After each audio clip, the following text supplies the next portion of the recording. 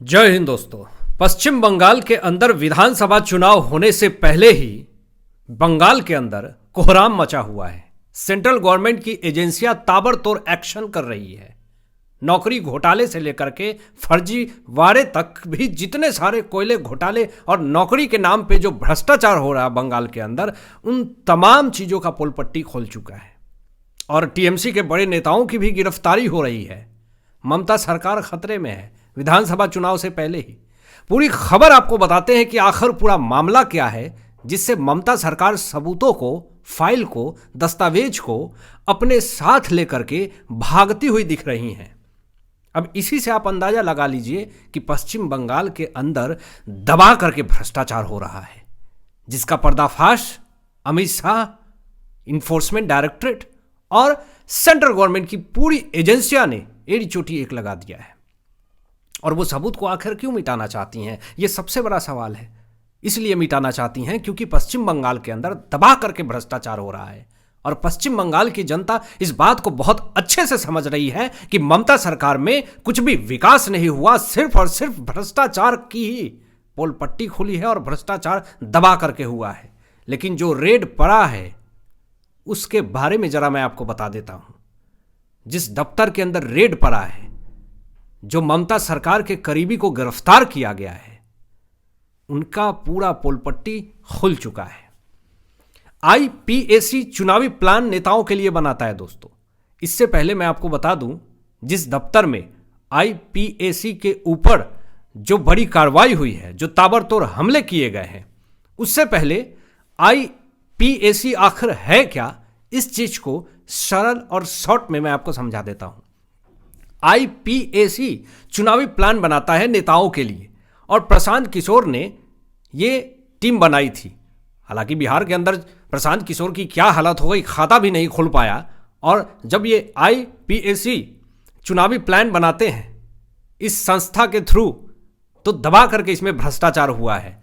Voter data और ground report तैयार करता है आईपीएसी। कई पार्टियों के लिए कैंपेन चलाता है, बिना पार्टी में शामिल हुए ये बड़े बड़े काम करता है और इसी के ऊपर बड़ी कार्रवाई हो गई है।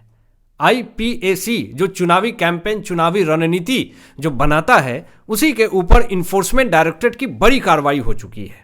अब ममता सरकार को एक बड़ा झटका मिल चुका है। जो आईपीएसी जो काम कर रही थी टीएमसी के लिए, उसके ऊपर ही बड़ी कार्रवाई हो गई है, जिस कारण से ममता सरकार जो है वो पूरी तरीके से बौखला रही है। वो गृह मंत्री तक को भी कुछ भी कह दे रही हैं, आनन फानन में कुछ भी बयान दे रही हैं। आपको बता दूं मैं कि 2021 में खेला होबे यही आईपीएसी के थ्रू कैंपेन चला और टीएमसी जीती।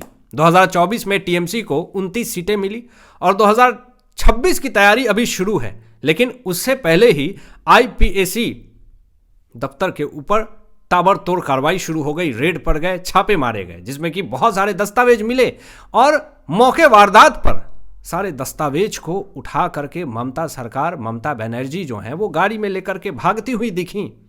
लोगों ने कहा कि ये तो पूरी तरीके से संविधान के ऊपर प्रहार है। आप सबूतों को कैसे अपने साथ लेकर के भाग सकती हैं?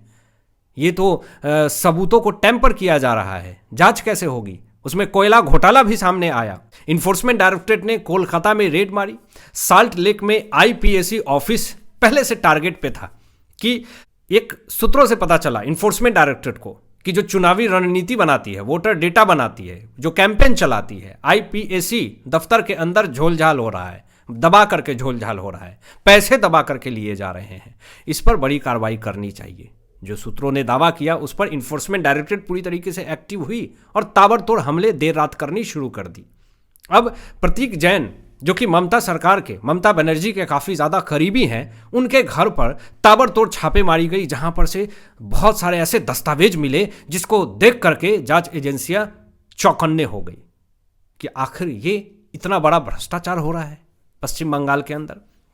मामला कोयला घोटाले से जुड़ा हुआ है, मनी लॉन्ड्रिंग का शक जताया गया है और गोवा चुनाव में भी पैसा खर्च किए गए हैं। इन्फोर्समेंट डायरेक्टरेट ने कई दस्तावेज जब्त कर लिए। बड़ी खबर ये आ रही है, अब इस मामले में साफ तौर पे एक आरोप लगाती हैं ममता बनर्जी गृह मंत्री के ऊपर, अमित शाह जी के ऊपर उनको ऐसा लगता है कि अमित शाह जो हैं वो पश्चिम बंगाल के अंदर खेला कर रहे हैं, पश्चिम बंगाल के अंदर जो है वही हमले करवा रहे हैं, वही इन्फोर्समेंट डायरेक्टरेट को कह करके रेड मरवा रहे हैं। गलत काम आप करेंगे तो उसकी जांच क्यों ना होगी? सरकार में अगर आप हैं, अगर स्टेट गवर्नमेंट के अंडर में अगर कोई पावर है, तो क्या उस वक्त ममता सरकार एक्शन लेने के लिए सोचती हैं क्या? अगर होम मिनिस्ट्री के पास, बीजेपी के पास पावर है, सेंट्रल गवर्नमेंट के पास पावर है और पता है कि यहां पे भ्रष्टाचार हो रहा है, तो वहां पर अगर रेड मारना, छापा मारना, क्या यह गलत है? तो इस पर ममता बनर्जी जो है वो पश्चिम बंगाल की मुख्यमंत्री हैं और वो होम मिनिस्ट्री, गृह मंत्रालय को टारगेट करते हुए अमित शाह जी को कह रही हैं नॉटी होम मिनिस्टर। ये कहीं ना कहीं बहुत ही शर्मनाक बयान है। अमित शाह जी के घर के बाहर टीएमसी के नेता जो हैं वो प्रदर्शन कर रहे हैं, विरोध प्रदर्शन कर रहे हैं कि अमित शाह जी ऐसा कैसे कर सकते हैं, अमित शाह जी ने करवाया है, ऐसा नहीं होना चाहिए। ऐसे तमाम हंगामा किए जा रहे हैं। अब बहुत सारे मोइत्रा हैं और भी टीएमसी के दर्जनों से ज्यादा नेता, सांसद, सबको गिरफ्तार करके पुलिस ले गई कि आप सरकारी काम में बाधा बन रहे हैं। अब धक्का मुक्की में कुछ सांसद जो हैं वो गिर पड़े और इस पर ममता बनर्जी ने एक बड़ा स्टेटमेंट दे दिया। अब इस स्टेटमेंट से हड़कंप मच गया। स्टेटमेंट क्या दिया ममता बनर्जी ने कि बीजेपी जो है वो बड़ा डाकू है। अब मतलब कि ऐसे ऐसे कटाक्ष दे रही हैं जिससे कि कहीं ना कहीं ममता सरकार की बौखलाहट जो है वो साफ तौर पे दिख रही है कि पश्चिम बंगाल के अंदर ममता सरकार जो है वो इस बार नहीं बनने वाली है, क्योंकि जो बौखलाहट है वो साफ तौर पे दिख रही है। और किस तरीके से ये बयान दे रही हैं, कोलकाता में विरोध रैली निकाली जाएगी ऐसा धमकी दे रही हैं ममता बनर्जी कि इस बार तो कोलकाता के अंदर खेला हो बे। सोशल मीडिया पर बहस तेज हो गई और विपक्ष ने इसे साजिश बताया है कि जो पश्चिम बंगाल के अंदर हो रहा है इसमें पूरी तरीके से बीजेपी का हाथ है। लेकिन जहां पे भ्रष्टाचार होगा, जहां पे फर्जीवाड़े होंगे, वहां पर अगर एजेंसियां काम नहीं करेगी तो फिर कहां होगी? जब इन्फोर्समेंट डायरेक्टरेट ने कोलकाता के अंदर कार्रवाई करना शुरू किया था तो ये एक नियम लागू करने वाली थी। पश्चिम बंगाल की मुख्यमंत्री ममता बनर्जी वो कह रही थी कि अगर कोई भी सेंट्रल गवर्नमेंट की एजेंसियां किसी स्टेट में एंटर करता है तो उससे पहले उनको स्टेट गवर्नमेंट से ऑर्डर लेनी चाहिए। इसलिए ऑर्डर लेनी चाहिए ताकि आप अलर्ट कर सके कि फर्जीवाड़े जो भी दस्तावेज है हटा लो।